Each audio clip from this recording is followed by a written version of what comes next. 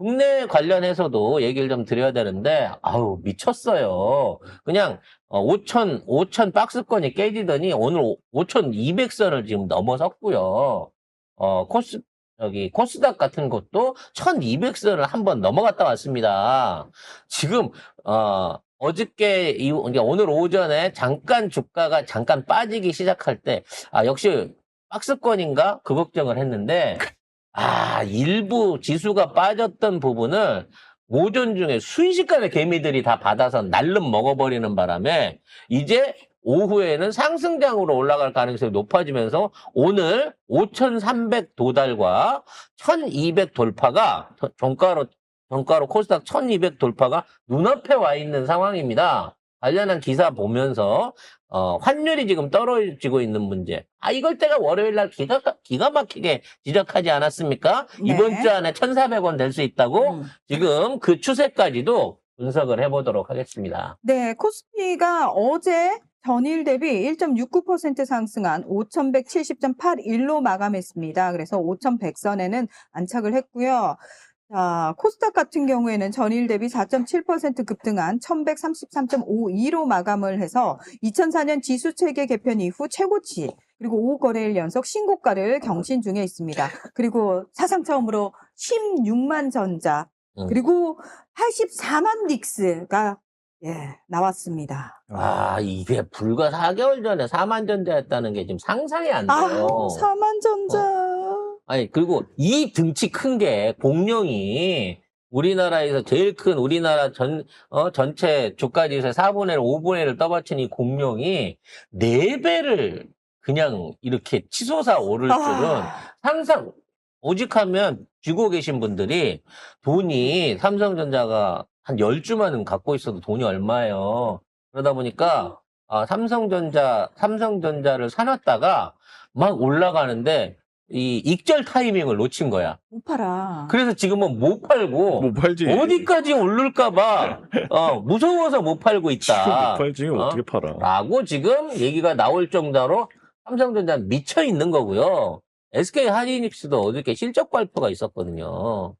삼성을 사면 14조 원 가까운 이 영업이익을 냈더라고요. 그래서 하이닉스가 통 크게 자사주 12조 2,400억 원어치를 소각하겠답니다. 야. 그러니까 회사가 갖고 있는 자사주 12조 원어치를 소각을 해갖고 이거를 주주한테 환원하겠다는 거예요. 이러니 이거 오늘까지 100만 전자 못 가겠지만 상한에 걸려서 못 가겠지만 제가 보기에는 이달 안에 100만 닉스까지 갈 것 같다는 거야, 느낌상. 그거 남지. 한 주만 살까 84만 너무 닉스? 비싸. 이제. 이제는 이 보유자의 영역이고요. 할 수가 없어. 어디 집을 팔아갖고 와서 덤비기 전에는 이거는 진짜. 이 지금 반도체의 끝없는 상승장을 멈출 수가 없을 것 같습니다. 브레이크가 없어요, 지금 이거는. 진짜 계속 오르고. 그래서 이런 식으로 뭐 외인이 잠깐 던지거나 또는 공매를 쳐갖고 또 5천 넘으면서 얘기했잖아요. 레버리지 이 곱보스, 인버스 사내들이 늘어나는 바람에 선물 쪽에가 공매도가 많이 꽂혔다고.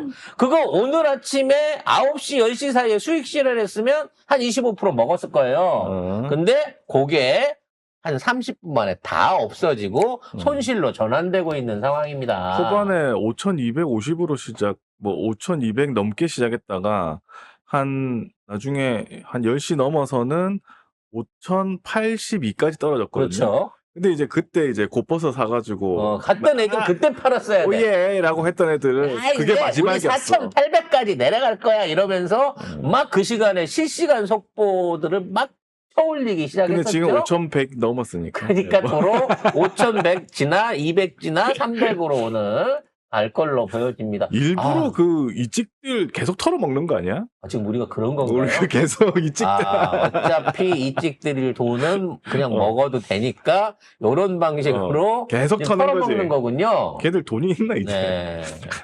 아무튼 어찌 됐거나 와, 8만에 들어가신 분도 계시네요. 우리 김현숙님. 오. 대박.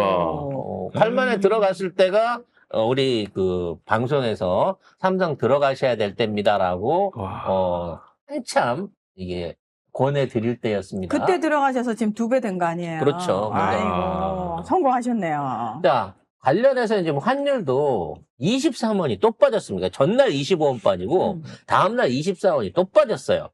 아마 이제 금리 인상 안 한다고 파월이 또 얘기를, 인하 안 한다고 또 파월이 얘기를 했기 때문에 또 한 15원에서 20원은 또 빠질 걸로 보여지거든요. 관련해서 기사도 정리를 해보겠습니다. 네. 자, 어제 원달러 환율이 전날보다 23.7원 내린 1,422.5원으로 마감을 했습니다. 지난해 10월 20일 이후 가장 낮은 수준을 기록했는데요. 일단 트럼프 대통령이 최근에 달러 가치 하락에 대해서 우려하지 않는다, 아주 잘하고 있다, 이렇게 언급을 해서 시장에 약달러 용인 신호를 보낸 상황이고요. 주요 6개국 통화 대비 가치를 나타내는 달러 인덱스가 95선까지 밀리면서 2022년 이후 4년 만에 최저치를 기록을 했습니다. 그래서, 이제 어떻게든 좀 그 환율을 낮춰가지고 소비 심리를 높이고 이거를 유지하려고 하는 트럼프를 파웰이 철저하게 지금 브로킹을 하고 있는 거잖아요. 이거 못 자르고 있어. 아니, 그냥 파워를 자를 수는 자를 없어요. 권한이 없어요. 그래서 임기 말까지 채우겠다고 하니까 지금 트럼프가 뭘 하고 있냐면 연방 경찰들을 풀어가지고 형사 수사를 개시했다고 합니다. 네, 지금 수사 받고 있고요. 근데 기소도 죄가 있어요. 뭐예요? 죄가 뭐예요? 죄가? 지금 쟤는 그거예요. 연방준비제도 건물을 리모델링 하는 과정에서 금액이 엄청나게 늘었거든요. 그거 배임죄야? 아니요? 그걸 이제 그때 의회에 나와가지고 이거 늘은 부분에 대해서 질문을 했는데 위증죄예요. 아니 100년 넘은 배임이 아니고 위증죄예요. 아니 그러니까 그 100년 넘은 건물이라서 고쳐야 네. 된다 그래서 고치고 있는데 트럼프가 뭘 이렇게 뭐 쓸데없이 이런 걸 고치고 그래? 그 지랄 하고 갔잖아요. 그래서 그 앞에서 트럼프한테 잘 설명하고 의회 나가서도 얘기를 했거든요. 근데 그 얘기를 위증이라고 지금 고발을 해가지고 네. 구속을 시키려고 하고 있는 거예요. 네. 그럼 네가 백악관에 연회장 지은 건 어떡할 건데? 그거는 굉장히 애국심이 많은 기업가들이 기부를 해서 기부금으로 짓는 나라 거기 돈이 때문에 아니라 나라 돈이 아니어서 괜찮다고. 삥 뜯은 돈이기 때문에 네. 그건 괜찮다는 거야? 네. 아무튼 파웰은 정치적 내압을 굽힐 생각이 없고요. 지금 있는 상황에서 이런 짓거리를 하게 되면 미국의 일반 정치를 모르는 이 유권자들이나 시민들도 파웰이 지금 트럼프한테 부당한 압력을 당하고 있구나. 네. 이거 진짜로 파웰이 나중에 미국 대통령이 될 수도 있겠구나라고 하는 생각을 하게 만드는 거야 지금. 자, 파월을 트럼프가 압박을 했는데 파월이 버티는데 그 버티는 과정에서 누가 합세를 했냐면 전 세계의 중앙은행 장들, 특히 유럽의 중앙은행 장들 플러스 미국의 전직 재무장관들. 그러니까 다시 말해서 유럽의 전통 자본과 연계되어 있는 사람들이 다 힘을 실어줬단 말이에요. 그래서 이게 지금 마크 카니 캐나다 총리가 앞에서 대장격으로 트럼프를 때리고 있고 미국 내부에서는 파월이 대장격으로 트럼프를 압박하고 있는 상황이라고 보시면 돼요. 그래서 정치적으로도 경제적으로도 지금 트럼프가 할 수 있는 권한들이 점점 더 오그라들고 있어요. 그리고 아이스를 통해 갖고 이제 협박질 하던 것들도 아이스가 하도 사고를 치니까 이 아이스가 착용하고 있는 보안경하고 마스크를 벗어라. 라고 이제 요구를 하고 그걸 받아들였대요. 그래서 이제 맨 얼굴 까고 이제 아이스를 해야 되잖아. 그럴 거면 나는 그만두겠네 하는 애들이 속출하고 있다는 겁니다. 그러니까 얼굴을 가리고 하라니까 하는 거지 얼굴 까고 하라 그러면 못 한다는 거예요. 걔네들도 잘못했다는 걸 안다는 거지. 이 상황에서 엔화도 지금 같이 폭락을 하고 있습니다. 엔화 가치는 이제 폭락을 하는 게 아니라 오르고 있는 거죠. 달러 대비해서. 근데 이게 문제가 뭐냐면 일본은 장기 국채 가격이 지금 역대 최대인 4% 선을 넘어섰어요. 그래서 지금까지 어떤 경제 위기 속에서도 일본의 장기 국채가 이자율 4%를 넘어서진 선 적이 없는데 이 얘기가 나온다는 얘기는 뭐다? 일본 경제에 미래가 없다고 생각한 사람들이 일본 자산들을 던지고 있다는 겁니다. 그래서 일본도 이걸 이제 방어를 해야 돼요. 환율이 뭐 떨어지는 거 수출하기 좋으니까 그냥 냅두고 견디는 상황에서 맞겠지만 지금 있는 상태 국채 가격과 신뢰도가 떨어지기 시작하면 이건 신인도부터 시작해갖고 앞으로 외국하고의 외환 거래나 콜 거래에서 굉장히 큰 영향을 미칠 수 있는 사안이거든요. 문제는 일본 내부에 돈이 없다는 거야. 그러면 지금 당장에 일본이 갖고 있는 것 중에 빠르게 환금시킬 수 있는 건 뭐겠냐?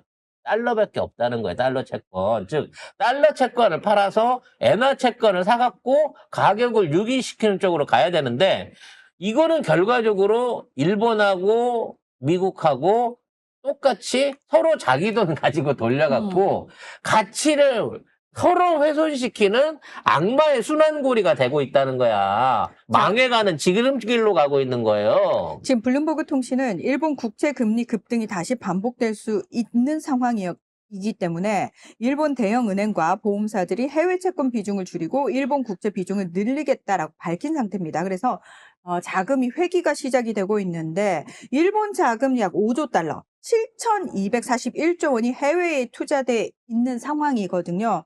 그런데 여기에 외국 펀드가 차입한 엔화까지 고려하면 규모가 더 커지는데 문제는 요게 이제 다시 일본으로 들어가기 위해서 팔아치워지고 시장에 나오게 되면은 이게 엄청난 충격을 가져올 거다. 이런 얘기가 지금 나오고 있는 그래서 거죠. 일본 국채가 정크펀드 취급을 받게 되면 그건 일본 경제의 몰락이라고 볼 수 있는 거거든요. 근데 이거를 막아줄 수 있는 유일한 세력이 달러인데 오히려 달러가 이걸 부추기고 있는 상황이기 때문에 미국하고 일본이 서로가 사실은 등대에다 칼을 겨누고 있는 상황에서 나는 살아야 되니까 나 이 칼 찌를게 라고 하면서 상대방 등에 칼을 꽂고 있는 거예요. 그만큼 자기 등에도 칼이 더 꽂힐 텐데 그렇죠. 그런 의미에서 일본이 가라앉는 게 아니라 가라앉는다는 표현이 거지된다는 표현이 아닐까. 일본의 화폐 가치 폭락으로 인한 일본이 거지되는 거를 가라앉는다고 예언한 게 아닐까 싶을 정도로 이 상황에 대해서 귀추를 주목해야 될 것 같습니다.